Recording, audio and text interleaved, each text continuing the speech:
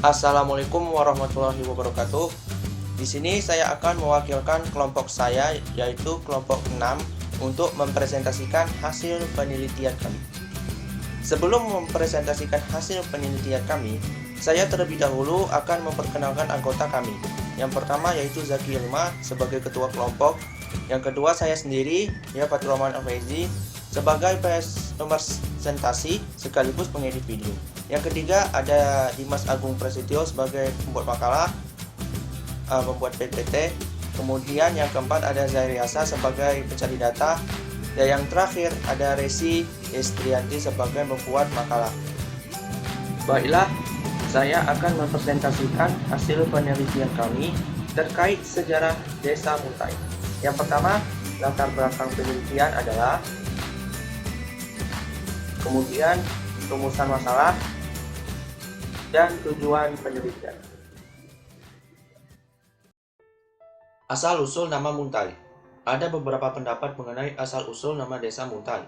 Pendapat pertama mengatakan bahwa nama Muntai diambil dari kata suntai yang merupakan kayu yang banyak tumbuh di Muntai. Kayu suntai ini mempunyai buah yang dapat dimakan dan juga dapat diolah menjadi minyak suntai. Menurut keterangan Rohim bin Maon yang datang ke Muntai sekitar tahun 1927, ketika mereka sampai di Muntai, saat itu daerah ini memang telah bernama Muntai. Sedangkan pengelolaan buah suntai ini untuk dijadikan minyak secara maksimum baru pada tahun 1929 atau 1930. Teori kedua mengatakan bahwa nama Muntai ini diambil dari nama salah seorang tok batin orang asli yang bernama Muntai. Kebiasaan orang-orang Melayu dan orang-orang dahulu apabila seseorang tokoh duduk pada suatu tempat, maka daerah tersebut diambil dari nama tokoh tersebut. Teori ketiga mengatakan bahwa pada masa dahulu di Muntai ini terkenal sebagai pusat bidan beranak Melayu yang ketika itu dipegang oleh seorang wanita bernama Maimun. Karena kepandaian dan kepakarannya di bidang kebidanan, ini ia menjadi terkenal, sehingga orang dari pelosok Bengkalis bahkan dari kerajaan Siak berdatangan ke Muntai. Bidan Maimun ini lebih terkenal orang yang dengan panggilan Bidan Mun. Kemudian Bidan Mun ini berkawin dengan orang asli yang bernama Tok Batin Atai. Karena terlalu ramai orang pergi di daerah ini, di antara mereka ada yang bertanya, "Engkau mau kemana?" Setengahnya menjawab, "Aku ingin pergi ke tempat Bidan Mun." Mereka bertanya lagi, "Mun mana?" Yang ingin pergi menemui bidan tersebut menjawab, "Mun istri si Atai." Begitulah seterusnya, sehingga mereka hanya mengatakan ingin ke tempat Mun Atai. Disebabkan ingin menguruskan kelahiran anak mereka, sehingga mereka hanya menyebut secara ringkas yaitu Muntai.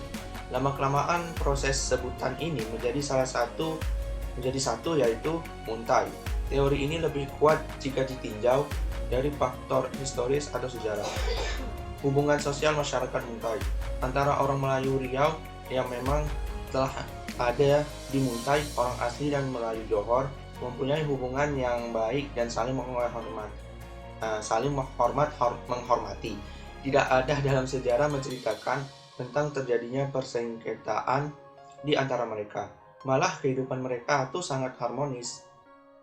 Pada tahun 1928 atas pemikiran dan inisiatif Lebay Maun, Haji Ibrahim bin Abu Bakar, Biajan beserta kawan-kawannya yang lain, maka didirikanlah sebuah surau yang bertempat di tepi sungai Muntai, atau sekarang dijadikan sebagai tanah kuburan. Pendirian surau ini dilaksanakan pada masa penghulu Mat Bujang. Setelah itu dilantiklah Lebay Maun sebagai imam pertama di Muntai ini. Baru pada tahun 1948 surau ini dinaikkan tarafnya sebagai masjid. Rupanya perkembangan agama Islam di Muntai sedikit sebanyak mempengaruhi orang-orang asli pada zaman penghulu Kamsar. Seorang wanita asli bernama Encah memeluk agama Islam, kemudian diberi nama Khadijah. Setelah itu diikuti oleh Uli, juga seorang wanita.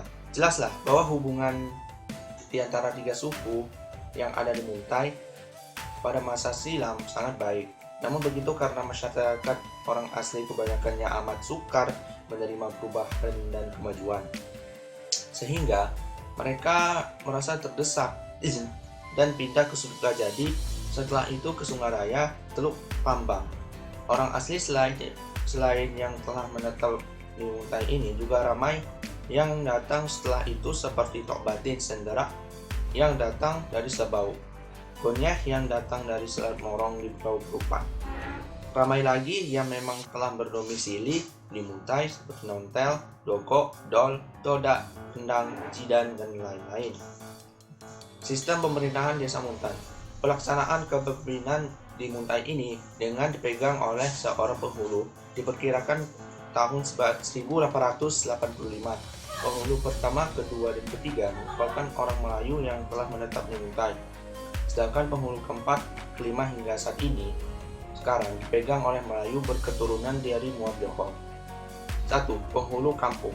Penghulu pertama dipegang oleh Abu, memerintah lebih kurang dari 1885 hingga 1910.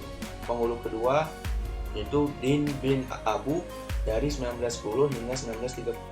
Penghulu ketiga ada Mat Bujang dari tahun 1930 hingga 1938. Penghulu keempat ada Kamsar dari tahun 1938 hingga 1959.